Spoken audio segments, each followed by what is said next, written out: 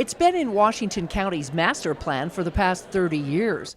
The Northern Corridor is a proposed east-west route that would connect from Interstate 15's Exit 13 to Washington Parkway, to the end of Red Hills Parkway, and on to Snow Canyon. Which will give us a substantial east-west corridor that doesn't continue to funnel all of the traffic through that single cut in the Black Ridge that you just can't put any more lanes in. Utah's Department of Transportation has applied for a right-of-way application for a proposed 4.5-mile highway, of which 1.75 miles travel through the BLM Red Cliffs National Conservation Area.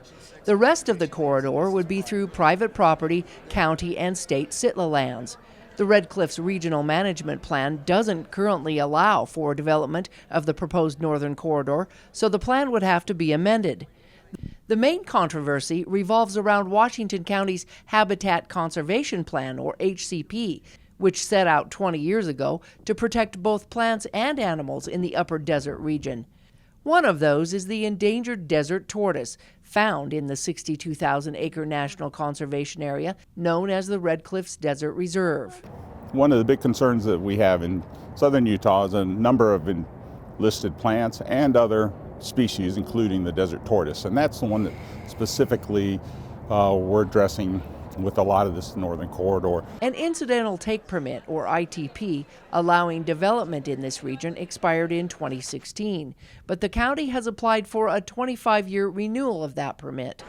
The Bureau of Land Management and U.S. Fish and Wildlife Service are inviting the public to identify issues, ask questions, and express concerns before development of a draft EIS is made. So like visual, recreational, cultural resources, there's laws that protect that, so we have to evaluate those types of things, have that information, and as we develop an environmental document, we analyze those things and look at ways we can avoid impacts or mitigate impacts. The challenge is analyzing not only the environment to avoid impacts, but also how to mitigate them. One idea to mitigate the impact on the Mojave Desert tortoise is to create Zone 6, or a safety zone in the Santa Clara area. Now, as part of standard procedures, you can go and translocate tortoises. Now, that has its own impacts. It's not a perfect solution, but many tortoises do survive it. The Gila monster is said to be one of 20 threatened, endangered, and sensitive species that is protected in the Red Cliffs National Conservation Area. So in addition to the Mojave Desert tortoise, which many of us are very familiar with, there are sensitive species like the Gila monster, the burrowing owl, the kit fox, southwestern willow flycatcher, condor, a lot of really special animals that either live in Red Cliffs or travel through it on a regular basis. And these are all animals that could be impacted by this highway as well. And they'll go where they want to go. And so if you put a road through a habitat that they previously existed, they're going to go right across that road as part of their home range. They won't care if the road's there or not, and so they could obviously be hit by vehicles. So that's why we always fence roads and try to provide passages for them, either around, under, or in some way. One alternative proposal by the group could be to build a viaduct flyover on I-15 that would connect Red Hills Parkway directly to an interchange near 1000 East. But this could result in the relocation of a small number of businesses. Another option would be to create more underpasses. They also suggest moving people with smart timed traffic lights for improved traffic flow. Many other suggestions were to widen and straighten the road through the impacted exits along I-15.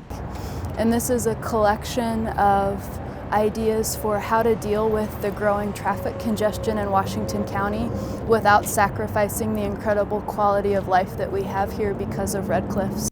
And area neighbors aren't too excited about what the northern corridor might bring to their backyards. And to me, they need to come up with other alternatives and give us, the public, the opportunity to look at those alternatives and put price tags to them and show us what the potential impacts are to the environment, to the neighborhoods, to the tortoises, and the wildlife in each of these areas. The Dixie Metropolitan Planning Organization says it's Washington County's population growth that's driving these issues. In fact, one of the studies that's been done by the Dixie Area MPO, which handles our transportation planning issues, tells us that if we do not build the northern corridor, we'll have 63 intersections fail in the next 10 years. And so the result would be congestion, more air pollution, and a lot of frustrated drivers. The plan is to alleviate some of the local traffic that is currently using Interstate 15 for transportation. Most agree that the decisions need to be weighed heavily on the impacts to all and are keeping a close eye on the process. We as a community need to do what is best for not just the economy of the area, but also the ecology. Because I truly believe that all great economies are based on the natural environment of the area. The plan is to have a draft environmental impact study, or EIS, by late spring, early summer. Comments will be taken up until January 6th.